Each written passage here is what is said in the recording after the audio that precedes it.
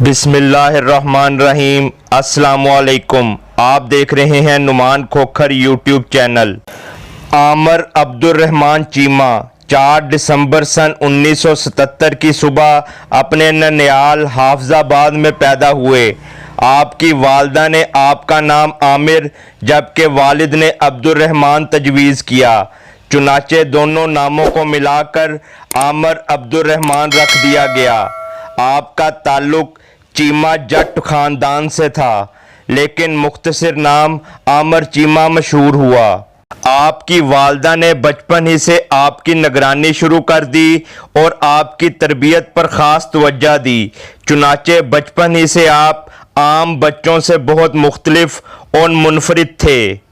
آپ نے government primary school ڈھوک کشمیریاں راولپنڈی سے پرائمری کیا۔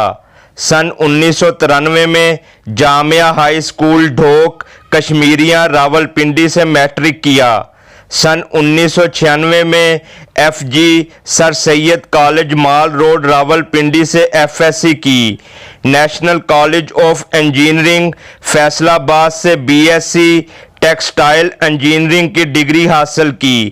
کچھ عرصہ University of Management and Technology Lahore میں لیکچرار رہے۔ ماسٹر ٹیکسٹائل ملز رائیونڈ اور الکریم ٹیکسٹائل مل کراچی میں کچھ عرصہ ملازمت کی۔ نومبر سن 2004 میں جرمنی روانہ ہوئے اور وہاں یونیورسٹی میں master of textile and closing management میں داخلہ لے لیا۔ اس میں 2 سالہ کورس 6 ماہ کے 4 مراحل پر مشتمل تھا۔ آپ نے کامیابی کے ساتھ 3 سیمیسٹرز مکمل کر لیے۔ اب ان کا آخری سیمیسٹر چل رہا تھا اور جولائی سن 2006 میں تعلیم مکمل کر کے واپس لوٹنا تھا۔ مذہبی اور تاریخی کتب کا مطالعہ عامر چیمہ کا پسندیدہ مشغلہ تھا۔ جب وہ یورپ میں تھے تو تب بھی اپنے دامن پر کوئی دبا نہیں لگنے دیا اور نہ ہی اپنے کردار پر کوئی حرف آنے دیا۔ یورپین اخبارات نے حضرت محمد صلی اللہ علیہ وآلہ وسلم کی شان اقدس کے خلاف گستاخانہ کارٹون شائع کیے، جس سے عالم اسلام میں اضطراب کی لہر دوڑ گئی۔ لاکھوں کی تعداد میں مسلمان سڑکوں پہ آئے، مظاہرے ہوئے، جلسے منعقد ہوئے، جلوس نکالے گئے، لیکن نوجوان عامر عبدالرحمن چیمہ نے انوکھے انداز میں احتجاج کا فیصلہ کیا۔ ہر مسلمان کی طرح عامر عبدالرحمن چیمہ کو اس بات کا بڑا دکھ، رنج اور غصہ تھا۔ جرمنی میں گستاخانہ خاکے کے شائع کرنے والے اخبار کے مرکزی دفتر میں داخل ہوئے اور تیز قدموں سے چلتے ہوئے اخبار کے ایڈیٹر کے کمرے کی طرف بڑھے۔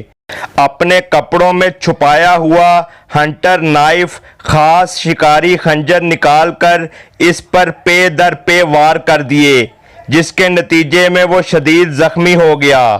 اتنے میں دفتر کا عملہ اور سیکیورٹی اہلکار جمع ہو گئے۔ انہوں نے عامر عبدالرحمن چیمہ کو پکڑ لیا اور آپ کو جرمن پولیس کے حوالے کر دیا گیا۔ 3 دن کے بعد جرمن پولیس نے آپ کے تحریری بیان کے ساتھ آپ کو عدالت میں پیش کر دیا۔ عدالت میں آپ نے کہا کہ میں اقرار کرتا ہوں کہ میں نے اخبار کے ایڈیٹر پر حملہ کیا ہے۔ یہ شخص ہمارے نبی حضرت محمد صلی اللہ علیہ وآلہ وسلم کی شان اقدس میں گستاخی کا ذمہ دار تھا۔ اگر مجھے آئندہ موقع ملا تو میں ایسے ہر شخص کو قتل کر دوں گا۔ آپ کے ایسے جرأت مندانہ اقبالی بیان کے بعد کسی ریمانڈ یا تحقیق و تشدد کی گنجائش نہیں تھی، لیکن انسانی حقوق کے ان نام نہاد ٹھیکیداروں اور ہٹلر کے جانشینوں نے عامر عبدالرحمن چیمہ پر ظلم و ستم کی انتہا کر دی۔ آپ جیل میں مردہ پائے گئے۔ رپورٹ میں آپ کی شہادت کی وجہ گردن کی ہڈی ٹوٹنا بتائی گئی، لیکن جرمنی جانے والی تحقیقاتی ٹیم کے اس وقت کے سربراہ ایڈیشنل ڈائریکٹر جنرل ایف آئی اے طارق کھوسہ نے انکشاف کیا کہ آپ کی شہادت گردن کی ہڈی ٹوٹنے سے نہیں بلکہ شاہ رگ کٹنے سے ہوئی۔ جرمن حکام نے پاکستانی تحقیقاتی ٹیم کو جرمن جیل کے سیل میں آپ کے ساتھ پوچھ گچھ اور واقعے کی تحقیقات کے متعلق ڈاکومنٹس اور متعلقہ افسران سے بات چیت کرنے کی اجازت نہیں دی تھی۔ تمام دینی جماعتوں، سیاسی پارٹیوں اور عوام نے آپ کے جسد مبارک کا شاندار استقبال کیا۔ آپ کے جسد مبارک کو اسلام آباد کے بجائے لاہور ایئرپورٹ پر اتارا گیا۔ وہاں سے آپ کے جسد مبارک کو آرمی ہیلی کاپٹر کے ذریعے آپ کے آبائی گاؤں سارو کی چیمہ پہنچایا گیا۔ وہاں پر آپ کا جنازہ آپ کے والد پروفیسر نذیر احمد چیمہ کی اجازت سے ڈاکٹر محمد سرفراز سیفی نے پڑھایا۔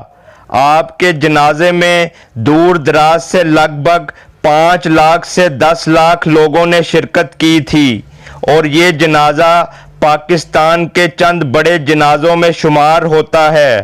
تمام عالم اسلام کو عامر عبدالرحمن چیمہ پر فخر ہے۔